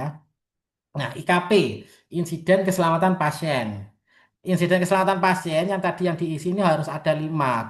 Dilihat 5-limanya ini apakah terjadi di klinik atau tidak. Yang pertama kejadian sentinel. kejadian yang mengakibatkan kematian. Pokoknya kalau sentinel itu pasti nanti terjadinya kematian. KTD, kejadian tidak diharapkan, adalah kejadian yang mengakibatkan pasien cedera. Cedera berarti ya.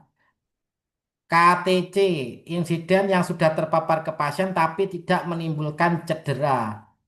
Ya, KNC, terjadi insiden yang belum sampai terpapar. KPC berarti potensi, kondisi yang sangat berpotensi menimbulkan cedera tapi tidak menimbulkan insiden, belum terjadi. Contohnya apa ini? KTD. Tadi contohnya saya misalkan terpeleset akibat lantai licin sehingga kaki memar. Nah, ini berarti nanti akan dilaporkan ke IKP ya. Tulisannya ini IKP tetap ditulis nihil di aplikasi tetapi ada register insiden internal. Dengan cara apa? Bikin RCA sederhana. Kenapa sih Pak Agung tadi terjatuh? Ya tadi ditulis karena pada saat CS mengepel itu lupa tidak memberikan tulisan misalkan awas lantai licin, misal seperti itu. Ini contohnya. Kemudian KNC, kejadian nyaris cedera, nyaris jatuh akibat bed goyang namun tidak jadi, tetap bednya goyang tapi saya nggak jatuh ya, itu berarti namanya KNC. Berarti apa yang harus dilakukan? RTL-nya RCA sederhana yang dilakukan berarti melakukan pemeliharaan bed, atau kalau bednya itu sudah memang tidak layak ya harus diganti. KPC, potensi cedera, lantai licin berpotensi resiko jatuh. Berarti ada misalkan, oh di situ ada lantai licin, ada tulisannya awas lantai licin. Berarti saya nggak boleh ke situ. Kalau saya ke situ pasti kepleset, ya. Berarti harus ada mitigasi resiko. Mitigasi resikonya tadi harus ada tulisannya. Misalkan awas lantai licin. Kalau nggak ditulis gitu ya saya akan kepleset. Mana tahu saya di situ licin ya itu. Tapi masih belum terjadi. Di sana ada jurang, misalkan saya mau jalan ke sana, sudah tahu ada jurang ya jangan maju ke sana gitu. Harus ada tulisannya awas di sana jurang, misalkan seperti itu. Kemudian KTC, kejadian tidak cedera. Misal resep obat vitamin C tapi diberi B kompleks. Atau mungkin dia dapat krimnya harusnya dua-duanya pagi sama malam, ternyata dia dapat pagi aja gitu.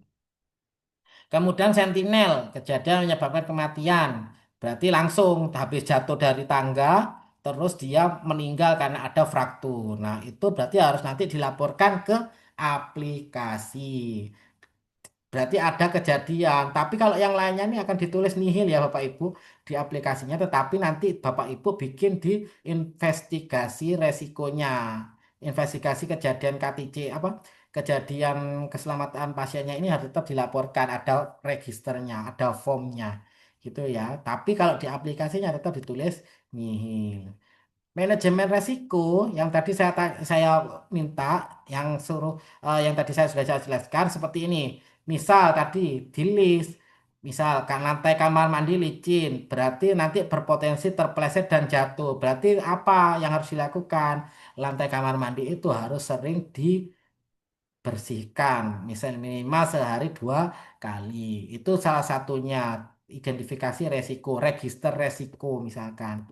Itu nanti dibikin seperti ini formatnya gitu. Itu nggih yang mungkin dapat saya sampaikan. Monggo, mungkin ada yang ditanyakan setelah dari bab 2 tadi. Monggo.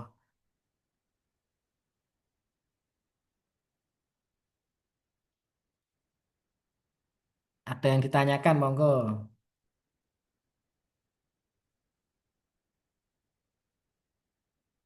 Mungkin dari Bu Dokter atau Bu Nidia atau Bu Jessica atau Bu Anis atau Bu Ayu atau siapa, monggo.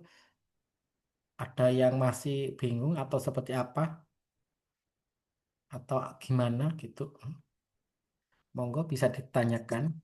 Selamat malam Bapak Nggih, monggo Dokter Nabela. Bapak Agung. Nggih, monggo Dokter. Maaf ya Pak, saya banyak tanya. Oh, enggak apa-apa Dokter, monggo, monggo, enggak apa-apa, tidak apa-apa, monggo Dokter. Gimana Dokter? Soalnya, soalnya kan ini kita kali pertama ya Pak. Dan jujur sebetulnya masih agak ngambang dan bingung dan Oke, pusing oke. dan mumet ya Pak.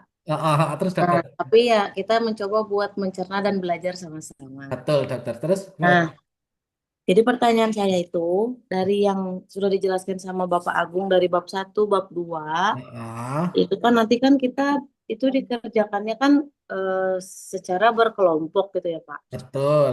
Kerjasama antar tim. Ah, Nah, ah, saya ingin dapat arahan nih dari Pak Agung. Baiknya kan kalau dari bab 1 itu kan tentang tata kelola klinik, betul ya Pak? betul betul. Nah, Terus tata kelola klinik tadi kan ada 4 poin tuh. betul. 1.1 sampai 1.4. Nah, itu baiknya kalau untuk bab 1 itu dikerjakan oleh berapa orang ya Pak satu kelompok bab Nah, 1? bab satu itu pertama, yang penting adalah pimpinan klinik kalau yang nomor satu ya, bab satu ya. Bab Mm-mm. satu itu kan peran pimpinan klinik ya, Peran pimpinan, pimpinan cabang berarti. ya pimpinan cabang, ya pimpinan klinik atau cabang sama PJ, PJ. Kemudian bagian yang mengurusi kepegawaiannya sana siapa? Kepegawaian Pi- apa? Pimpinan cabang, Pak. Masa pimpinan cabang semua yang anu kepegawaiannya nggak ada Iya, yang bantu? nggak ada. Pimpinan Atau cabang berdiri sendiri. sekretarisnya, sekretaris, oh, wakilnya nggak bantu? Di Bintaro kita nggak punya Wapinca, Pak. Oh, nggak punya. Oh, gitu ya. Iya. Jadi Oh, berarti semuanya nggak apa-apa. Berarti nanti pimpinannya ya. Berarti yang 1.1, 1.2 berarti pimpinannya ya berarti ya. 1.1, satu Oh, titik dua, ya, terus 1.3 dan empatnya 1.3 itu berarti PJMFK PJMFK tuh gimana maksudnya? yang terkait yang mengelola alat alkesnya sarana prasarana di sana siapa? Yang mengurus itu siapa? Kami semua bersama-sama. Ya, masa yang anu nggak satu orang dokter yang Oh, beautician, Pak. nah kan satu orang kan yang dipasrai yang Hmm, ngisi di iya, aspek yang aspek siapa? yang aspek Siapa yang ngisi? sejauh ini masih pimpinan cabang. Masa pimpinan cabang semua yang ngisi? Kan kasihan juga. Oh, nggak yang ngisi, yang bantu nanti siapa? Wes, siapa? Wes. Oh, Oh, ini masa semua pimpinan cabang? koordinator beautician mungkin, Pak. Ya, nanti bisa ya itu. Terus ada nanti dibantu sama satpam. Security ada di 1.3 ya. 1.3 itu satpam. Iya, ada 1.3 itu di satpam. Ya, security Mm-mm. maksudnya. Ya, Mm. itu 1.3. Kemudian cleaning, 1.4. cleaning service 1.3 juga. Sampahnya itu, sampah limbah B3-nya itu kan cleaning service itu. Ya, 1.4 tetap pincap sama pinch PJ klinik. sama PJ. Mm-mm. Itu kan terkait kerjasama kan itu. Iya, betul. Nah, nah, puskesmasnya puskesmas mana dokter? Dokter Nabil. Puskesmas ini Pondok Ranji, Pondok Betung, Pak. Pondok Betung. Terus rumah sakitnya di situ. Rumah sakitnya kami belum bekerja sama rumah sakit terdekat. Oh, itu nanti paling tidak ada satu ya yang sama rumah sakit terdekat ya. Oh, itu boleh swasta, Pak, atau Boleh, harus monggo. swasta nggak Bergantung, apa-apa? nggak apa-apa. Yang penting nanti misalkan ini Yong, kan kita nggak tahu tuh di bab 3 dalam prosesnya kita kan nggak tahu tuh mungkin ya eh, ada yang tiba-tiba shock anafilaktik dan lain sebagainya dan butuh penanganan kan otomatis kan misalkan perlu dirujuk pun kan ada tempat rujukan untuk hal tersebut gitu ya. Tapi kan yang nggak kita nggak berharap juga gitu loh dokter. Paling tidak misalkan nanti ada kemungkinan rujukan itu paling tidak sudah tahu oh nanti kalau ada seperti ini kejadian ini harus dirujuk ke sini. Baik, baik, Pak. Berarti kita harus punya MOU dengan rumah sakit terdekat ya, Pak. Iya betul itu Itu nanti masuk ke 1.4. iya sama nanti bab 3 juga itu. Oh, begitu. Ah, Lanjut, Pak. ah. Kita Bab itu 2 bab bab 2 tadi 2, PJ mutu ya bab 2 ya yang bab 2. 2.1 PJ mutu. PJ mutunya berarti dibagi ya dokter penanggung jawabnya bagi sama siapa gitu ya. Berarti dokter satunya harus jadi PJ mutu atau satunya di bab 3. Oke. Kalau bab 3 itu emang harus dokter penanggung jawab klinik, Pak, atau boleh dokter pendamping? Nggak apa-apa, monggo. Nanti makanya Oh, bebas, di, bebas saja. nggih, dibebas. Makanya itu dibagi ya. Karena dokter penanggung jawab nanti juga ditanyain banyak kan. Oh, iya betul. Itu nanti dibagi. Terus habis itu yang dua, yang nomor 2 di bab Dua 2 itu titik butuh, dua. iya 2.2 itu butuh CS. Iya customer service ya. Mm-mm. customer service. Kemudian kedua dokter sama beautician. Dokter sama Ya. BC. Itu di 2.2. Ah, terus BC ya, terus sama yang apoteker atau asisten apotekernya. Itu Kan di ada obat 2.2. 2.2 EP3-nya itu kan obat itu. Oh ya. Obat itu nanti kerjasama sama bab 3. 3.10 itu ada obat farmasi, pengelolaan farmasi. 3.10 itu. Itu bab 3. Iya. Bab 3, bab 2 itu berhubungan ya. Oh iya, Pak. Jadi saling berhubungan, bab 1, bab 2 itu berhubungan ya. Jadi Oke. nggak pisah-pisah. 2.3 Bisa sama. jadi SOP-nya ya, SOP sama SK sudah dibikin bab 2, bab 3 punya dokumentasinya. Dokumentasinya misalnya di penataan obat, list obatnya. Jadi tinggal minta aja. Jadi nggak usah bikin lagi, kan ada di bab 2. Tinggal minta aja di bab 2 gitu ya. Oh, berarti di bab 3 tuh lebih ke dokumentasi ya, Pak? Iya, banyak. Kalau Lebih bab ke 2-nya itu lebih banyak SOP. Nanti saya kebanyakan minta ke bab 3 itu. Rekam medisnya kan ada di bab 3 itu. Oh iya, betul. Betul. Kalau kita, Oh, saya lebih banyak ke SKSOP-nya, nanti bab 2 itu banyak minta ke bab 3-nya. SO, apa, rekam medis, pengisian rekam medisnya. begitu. Tinggal narik aja saya. Jadi makanya nanti rekam medis tanya ke dokter Alfi cara ngisinya ya. Takut keliru aku. Kalau kalau 2.3 Pak itu dikerjakan oleh siapa? Oh, tadi ya. Apoteker. Heeh. 2.2 itu beautician atau dokternya kan rekam medis toh sama farmasi juga kan. Di situ kan ada obat toh. Ya. Komunikasi efektif toh itu. Kemudian 2.3 2.2 EP3-nya ya 2.2 EP3-nya itu apoteker atau asisten apoteker. Nanti kerjasama sama bab 3. Atau mungkin gini asisten apotekernya bab 2 apotekernya bab 3 apa gitu. Wis monggo. Oh iya betul. Kan ada asisten apoteker juga toh. Iya ada. Nah, itu bisa jadi kolaborasi. Terus yang cuci tangan 2.2 sama 2.3 nanti itu kerjasama. Ya, karena 2.2 itu nanti ke non medis yang ditanya, 2.3 itu medis yang ditanya. Hmm, Yang cuci tangan, yang praktek maksudnya ya. iya. Heeh. Terus Berarti itu dokter, PJ-nya perawat, Pak. iya nggak apa-apa, monggo PJ-nya nggak apa-apa. Terus anu ya dokter, apa diajarin juga ya pasiennya ya. Oh iya, Pak. Paling enggak meskipun meskipun nanti nggak pasien itu nggak apa-apa. Yang penting nanti misal nih, ibu misalnya saya nih tanya, Bu, coba cara praktek cuci tangan. Misalkan saya nunjuk si A gitu ya pasien itu. Nah, pastikan petugas di LPC itu ada yang membantu. Jenenge nggak ngerti ih, cuci tangan ini kayak apa. Wong saya ini baru di sini cuma perawatan kok tiba-tiba tanya cuci tangan gitu ya. Biasanya kan orang kan tanya kan, ini disuruh ngapain cuci tangan segala ini kan bingung kan. Nah, petugas dari LPC bantu dampingi. Mari ibu kita cuci tangan terlebih dahulu. Jangan lupa 6 langkah cuci tangan seperti digambar di depannya kan ada tuh di cermin itu biasanya ya. Iya betul, Langkah Pak. cuci tangan. Nah itu dipandu. Ini ya Bu 6 langkah cuci tangan. Nanti kalau cuci tangan ada misalkan sebelum ini dan sudah ini gitu dijelaskan ya. Mm-mm. Jangan sampai si pasiennya gini. Misalnya saya bilang, Bu, monggo cuci tangan. Ya dipersilakan bagaimana cuci tangan. Terus habis itu pasiennya bingung kan, aduh ini cuci tangan apa ini. Habis itu petugasnya juga bingung. Diam aja. Akhirnya pada diam dua orang ini ya. Itu.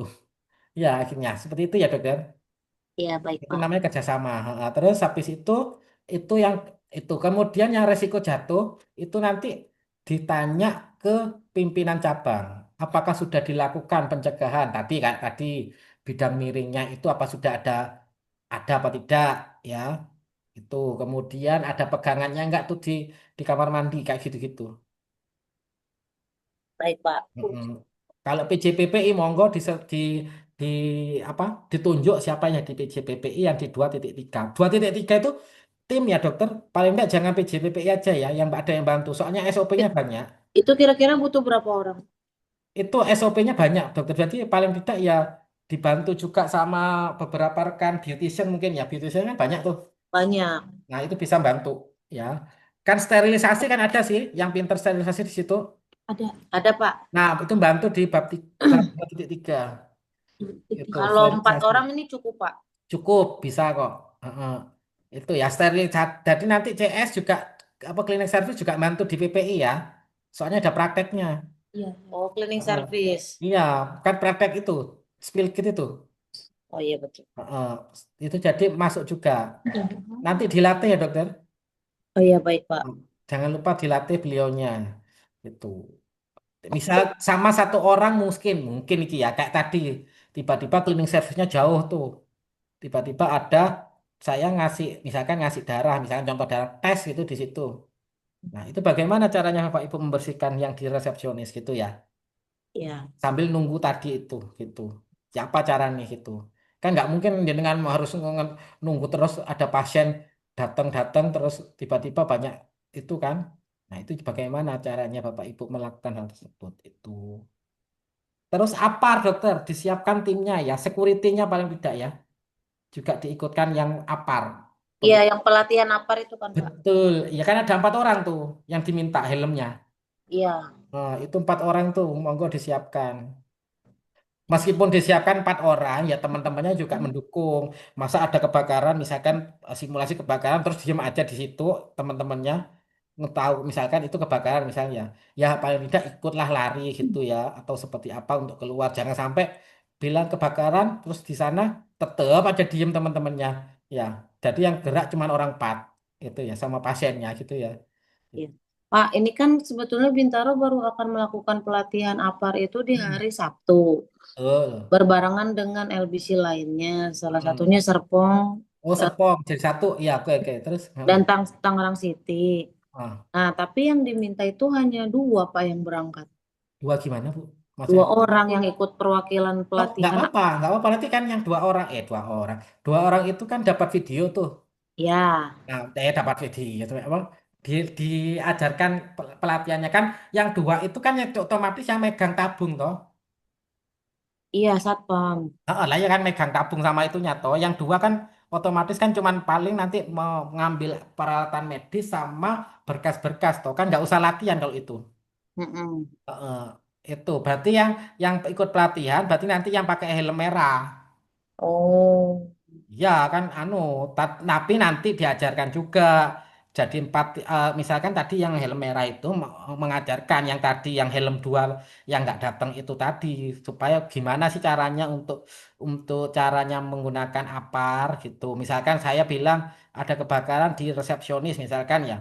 Kan, misalkan ya saya kan misal tanya gini, bagaimana cara Bapak Ibu melakukan praktek apar penggunaan apar jika gitu ya kejadian apinya ada di resepsionis di titik ini. Coba praktekkan. Saya kan mesti bilang gitu kan. mm. Otomatis kan Bapak Ibu harus memberikan kondisi ya. Posisi terjadinya kebakaran kepada rekan tim yang termasuk apar itu, tim apar tadi itu ya yang tugas jaga yang ada tulisannya di papan itu loh. Nah, Iya, kebetulan mereka kan jauh-jauh tuh ya, berarti harus teriak-teriak. Terjadi kebakaran di sini, di titik ini, di ini, di lantai ini atau seperti apa ya. Kotret, kotret, kotret, ada terjadi kebakaran di titik ini ya. Kotret, kotret, kotret, kotret, kotret, ada kebakaran di titik, misalkan titiknya di mana? Di resepsionis.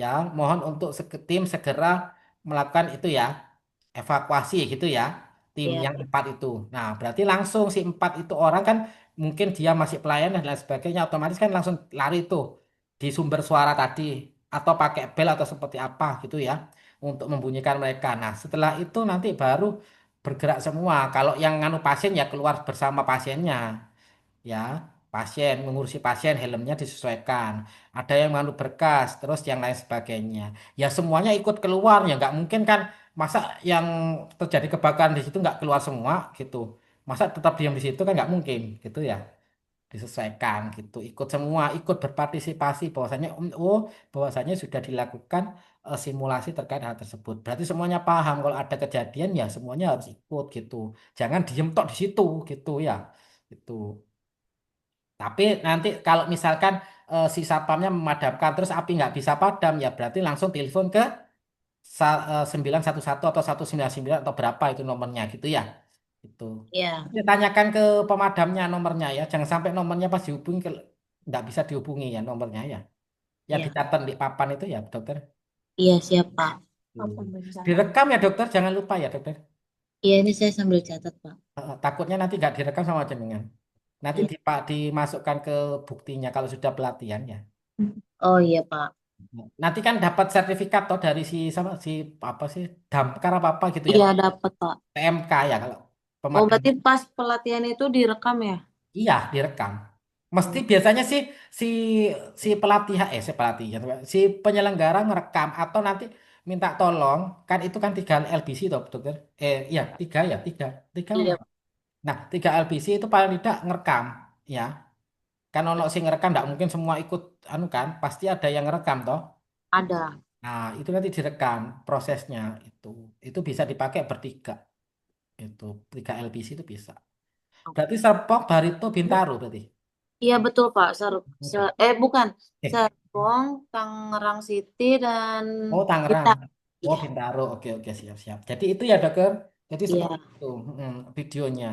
Terus nanti video profil jangan lupa ya, dokter. Profil itu maksudnya itu profilnya LBC. iya, Pak. Nah, Bintaro mulai dari misalkan, misal nih ya, saya kan nggak tahu tuh LBC Bintaro tuh letaknya di mana, di di selatan atau di utara atau di timur. Nah, itu paling tidak dilihatkan ada pelang tulisannya yang neon box gede itu loh, dokter, bunder, lingkaran gede itu kan ada ya LBC. Nah, itu paling tidak dilihatkan, oh dia itu ada di sini toh, dari jalan terus masuk ke ruangan-ruangannya dan lain sebagainya gitu ya. Nggak usah panjang-panjang, paling tidak 2 menit lah cukup. Itu yang penting menggambarkan terkait profil LBC. Misalkan ada kegiatan pemadam kebakaran, pelatihan simulasi apa di situ, terus ada mungkin kumpul-kumpul rapat atau mungkin komunikasi efektif. Jadi semua kegiatan yang ada di babnya akreditasi itu bisa dijadikan satu, dirangkum ya jadi sebuah film itu untuk nanti pada saat profilnya tuh diputer pada saat nanti apa namanya itu ya namanya daring itu profilnya itu gitu, dokter. Jadi apa sih yang sudah dilakukan selama akreditasi itu nanti dibikin profilnya gitu, dokter. Profil itu maksudnya seperti itu. Pelatihan PPI atau apa-apa gitu. Itu ya, dokter. Ada yang ditanyakan lagi, monggo. Baik, Bapak. Terima kasih atas Oke. penjelasannya. Oke. Dokter Nabila nanti misalkan kalau kurang paham nanti bisa WA aja ya nggak apa-apa. Oh iya, baik, Bapak. Terima Eh, kasih. ya, mungkin itu saja nggih Bapak Ibu yang dapat saya sampaikan. Nanti akan kami berikan link untuk Google Drive ya, pakai Google Drive ya karena biar memudahkan ya. Google Drive nanti itu ada contohnya. Nanti Bapak Ibu bisa apa namanya itu ya, me, bukan contoh sih, formnya ada formnya. Nanti Bapak Ibu bisa mengisi. Tinggal nanti Bapak Ibu mengisi sesuai dengan LBC-nya ya, LBC Bintaro, LBC Barito dan lain sebagainya ya. Jangan sampai keliru ya, namanya LBC-nya ya, dipastikan.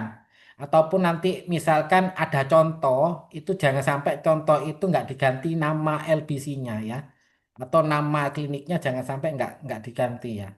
Itu karena itu fatal. Fatal. Kalau cuma salah ketik itu misalkan kurang A, kurang anu nggak masalah. Yang penting nggak salah klinik ya. Itu. Jadi nanti kita beri waktu 2 sampai 3 minggu untuk Bapak Ibu menyelesaikan, tetapi setelah itu Bapak Ibu bisa konsultasi, nggak apa-apa, gitu ya. Baik, Pak. Pak, Ya, untuk PPT-nya tadi kita dikasih nggak ya, Pak? iya nanti dikasih satu satu apa lagi namanya, satu file gitu ya. Semuanya termasuk pengisiannya nanti ya, formatnya Iya. ya sama file yang sudah jadi. Jadi Bapak Ibu bisa contoh, oh cara ngetiknya seperti ini, toh titik-titiknya. Takutnya kan bingung tuh titik-titik diisi apa itu ya, gitu ya. Kan ada formnya kosongan, ada yang sudah ada isinya. Tapi jangan lupa yang ada isinya itu nanti ya diganti. Takutnya masih pakai klinik lain gitu ya. Itu. Itu. Mungkin ada yang ditanyakan, monggo semuanya. Kalau bab 3 kira-kira butuh berapa orang? Nah, ini bab 3, monggo nanti ditanyakan sama dokter Alfi. Itu ya. Ini lebih banyak lagi berarti ya? Iya, soalnya rekam medis farmasi. Rekam medis. RME-nya sudah diisi ya? RM apa, Pak? RME, SIM SIM right. Raisa. Diisi. Heeh, nanti dicek sama dokter Alfi ya.